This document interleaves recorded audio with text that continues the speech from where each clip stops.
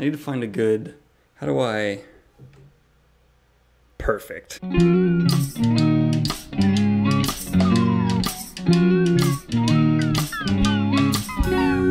So I've made loads of videos talking about books, and you know, I'm a booktuber to my core, but I do like to occasionally take the time to mess up the video by adjusting the camera and talk about movies. I am a huge cinephile. I love classics to modern all across the board.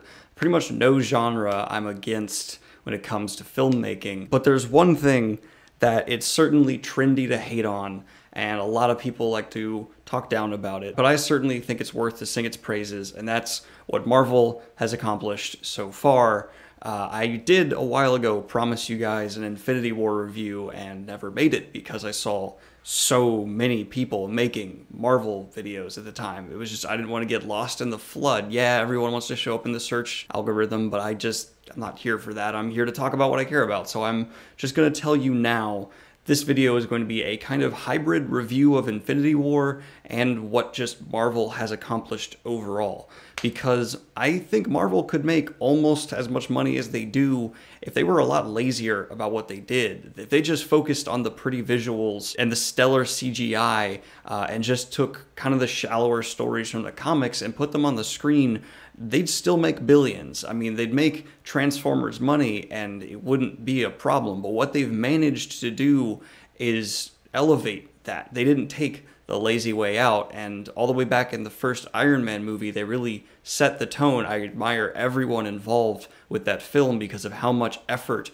and care went into crafting that character. I don't know if you guys are old enough to remember this, but Iron Man used to not be a household name. He used to just be a B-list Marvel character because Marvel was in such financial trouble they'd sold off the rights to all their really popular heroes. So they had to pick a B-list Iron Man to be their front runner when it came to kicking off the MCU. They actually weren't even planning the MCU at that point. The last scene with Nick Fury was a afterthought they threw in to just kind of, well, hopefully this works out. And that alone has blossomed and set the standard to elevate this cinematic universe to a point where every other studio is trying to imitate what they've done. And I think it's impossible. I think DC can't succeed. I don't think this monster universe they're trying to set up can succeed without finding an incredible amount of passion and care about what they're creating, and they've clearly lacked that up to this point. Yes, the DC movies can look pretty, and a couple of them have been good to all right, but overall, it's just been a cash grab that shows from them just getting A-list celebrities they know will draw in a crowd.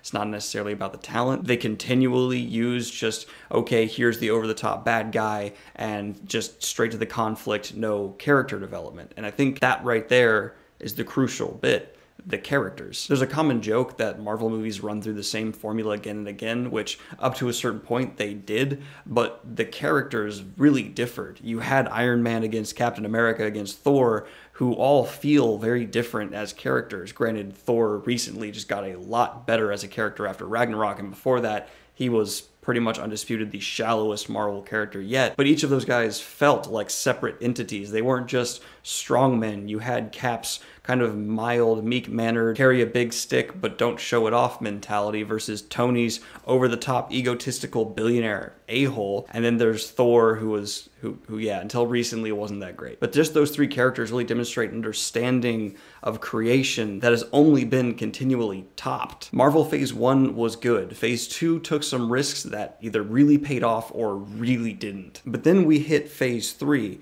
which, in my opinion, has had some of the best movies in it of the last 5 years, period. Granted, I often judge movies by how well they accomplished what they were going for, and Marvel, on multiple occasions, has completely knocked it out of the park in terms of reaching their goals. It's absurd to compare an MCU movie to like a Sicario. That's just not gonna happen in my book. I'm just gonna say that in terms of making superhero movies, Marvel has landed a few 9s and 10s out of 10s in the last couple of years, and that's incredible. For any studio to start averaging that high of a score, to me, is remarkable. They've had Spider-Man Homecoming, Thor Ragnarok, Black Panther, and Infinity War all completely back to back, and each of these movies deserves a heck of a lot of recognition. Black Panther, while it did kind of walk the same formula as before, it brought in a new aspect to the world, a diversification, and a new standard of world building that I think every audience felt and appreciated, as well as Andy Serkis and Michael B. Jordan's phenomenal villains. Pulling off multiple villains in one movie,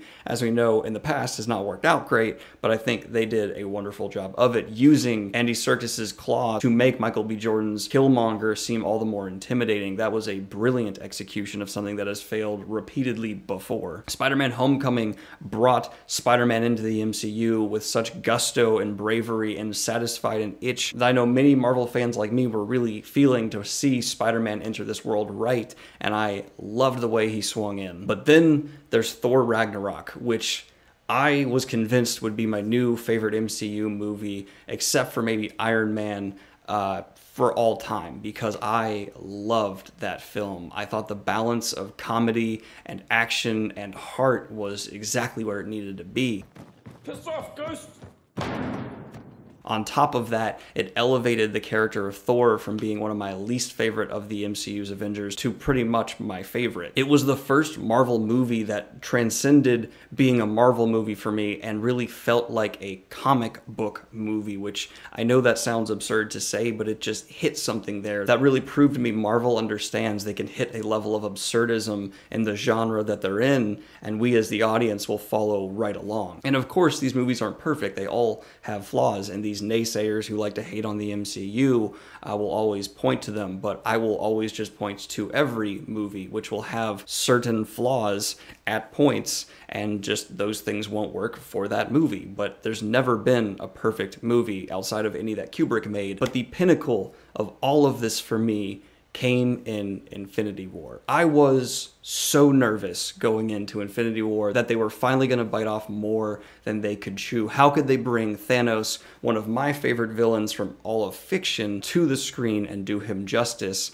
And they did it really well by making an incredibly bold choice. Make Thanos the star of the movie. We spend more time with Thanos than just about any other character. He is the center of the first part of Infinity War. It's his movie, which got us as the audience to not only understand but appreciate and respect where he was coming from. Where you may not agree with him, at least you can see his motivations very clearly. And yes, there are so many people who say, oh, he could have just doubled the resources. Well, Josh Brolin recently acknowledged this. But his intention, if you think about it, his intention was, there's an overabundance of population, right? It's too much, and there's limited resources. So what he's doing is actually right? He could also use the glove to double the resources. Yeah, but he could, but he didn't think of that at that moment because he rushed to murdering half of all of everything. Because he's too callous. The manifestation is callous. But I also have a theory that the Infinity Gauntlet can't create matter.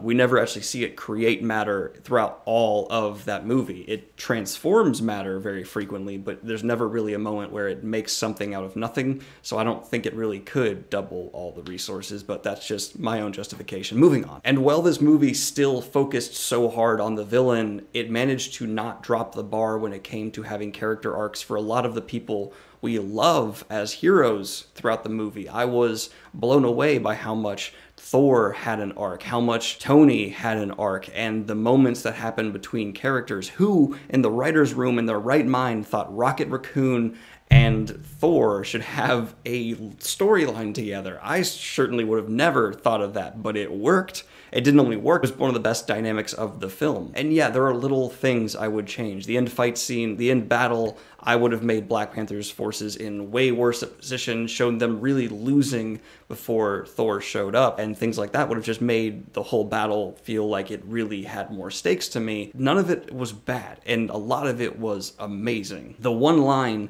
that finally cemented Infinity War for me as my new favorite Marvel movie was, "You should have aimed for the head," because it cemented the character that is Thanos so concretely as just this person. He felt so real, he felt so full of personality with that line. It just worked for me. And in my opinion, you do need a strong villain to carry any movie in this genre, and Thanos knocked it out of the park. I have my nitpicks. I don't like the stakes at some points, but it was certainly an outstanding step for Marvel in the right direction. And it's only bolstered my faith in Marvel at this point that they will continue in the right direction, especially since they just got all the rights to their mutants back, to Fantastic Four back. We can see Avengers versus X-Men. We can see a lot of their darkest stories done. We could even see the actual Civil War done in the future. I'm so excited. I'm so happy that deal went through. Infinity War was one of the, if not the greatest, superhero film of all time, and for me lands at a 10 out of 10. Because on my spectrum for movies, I rate how well did you do in accomplishing your goals, and I think Infinity War accomplished everything it tried to. That is a wonderful, rare thing to see. But just to be clear, in my same logic, I give Jackass 2 a 10 out of 10 because it did exactly what it wanted to do as a movie as well. So remember that. I'm not saying it's a Doctor Strangelove. I'm just saying it accomplished what it needed to accomplish, so it's a 10 out of 10. That's how I approach movies. I hope you guys enjoyed this fanboy geek out. I love recording it. Like and subscribe if you have not already. Hit the Patreon if you want to support the channel and what I do here. See more Marvel movies in the future. And have a great one, y'all. Peace.